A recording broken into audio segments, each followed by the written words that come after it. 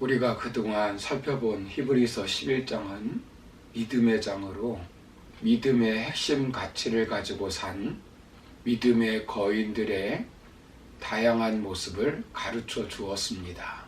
이제 마지막 부분을 통하여 믿음의 핵심 가치가 무엇인지를 살펴보면서 은혜를 나누고 있습니다. 첫 번째로 믿음의 핵심 가치는 믿음으로 죽음을 이기는 것이라고 말씀드렸습니다. 오늘 두 번째로 살펴볼 것은 믿음의 핵심 가치는 믿음으로 시련을 이기는 것입니다. 더 좋은 부활을 믿고 사는 사람들에게 구체적으로 어떤 일이 일어났습니까? 부자가 되고 행복하고 건강하고 성공한 일만 일어난 것이 아닙니다. 예수님을 믿으면 절대 고생하지 않고 병에 걸리지 않으며 늘 승리만 한다고 믿으면 믿음의 핵심을 모르는 것입니다. 시련을 이기는 믿음이 믿음의 핵심입니다. 신본주의 신앙이 믿음의 핵심입니다.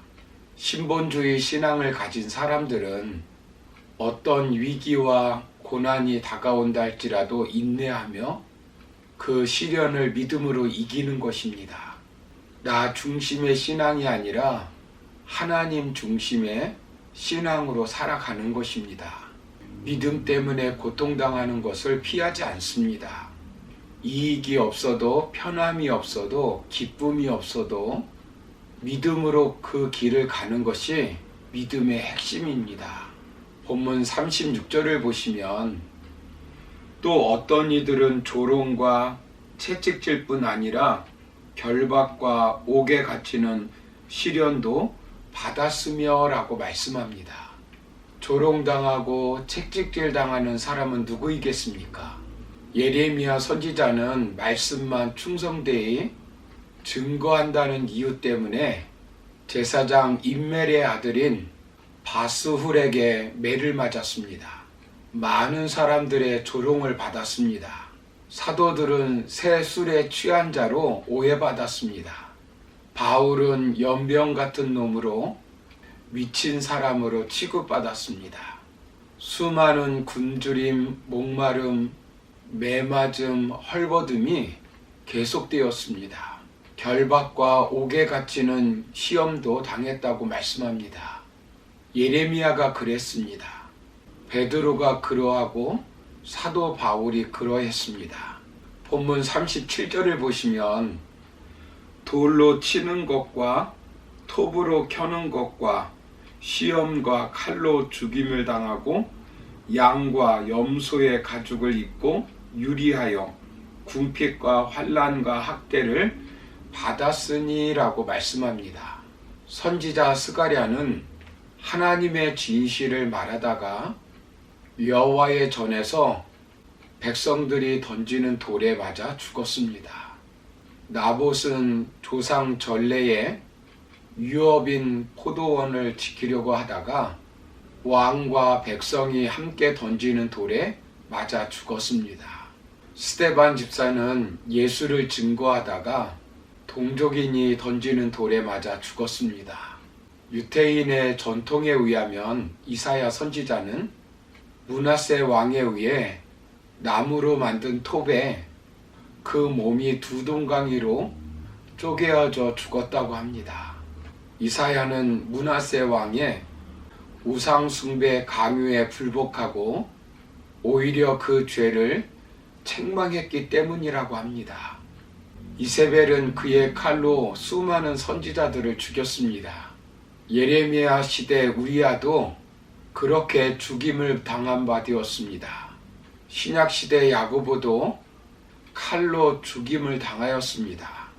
양과 염소의 가죽옷을 입고 유리하여 궁핍과 환난과 학대를 받았다고 하였습니다.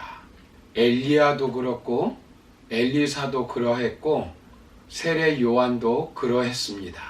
광야와 산중과 토굴이 저들의 거처가 되고 말았습니다. 이런 시련을 그들은 믿음으로 이겼습니다. 이런 궁핍과 환난과 학대를 믿음으로 이긴 것입니다. 믿음은 하나님의 능력으로 베드로처럼 옥문에서 나오게 하기도 하지만 야고보처럼 옥문이 열리지 않고 모진 고문을 견디며 순교하게도 하는 것입니다. 믿음은 숨막히는 상황을 견디게 하고 참게 하는 능력을 제공하는 것입니다. 순교할 수 있는 힘을 제공해 주는 것입니다. 왜 이런 고통을 당하였습니까? 39절을 보시면 믿음 때문입니다. 믿음 때문에 시련과 고난과 박해를 당한 것입니다. 이렇게 믿음으로 고난을 이긴 사람들에 대해서 무엇이라고 말씀합니까?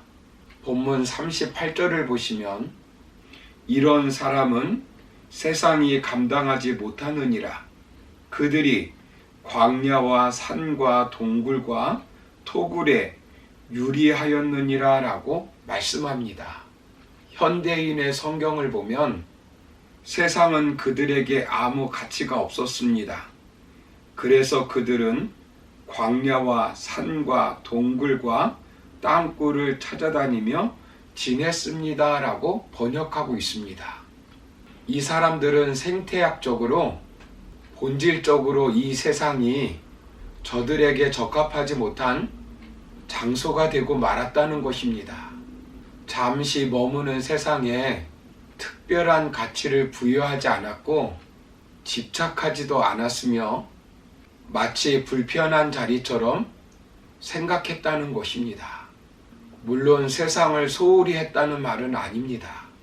사명의 땅으로 생각했지 전부이거나 영원한 것으로 집착하지 않았다는 것입니다. 그래서 성경은 이 사람들은 세상이 감당하지 못하였도다 라고 말씀하고 있습니다.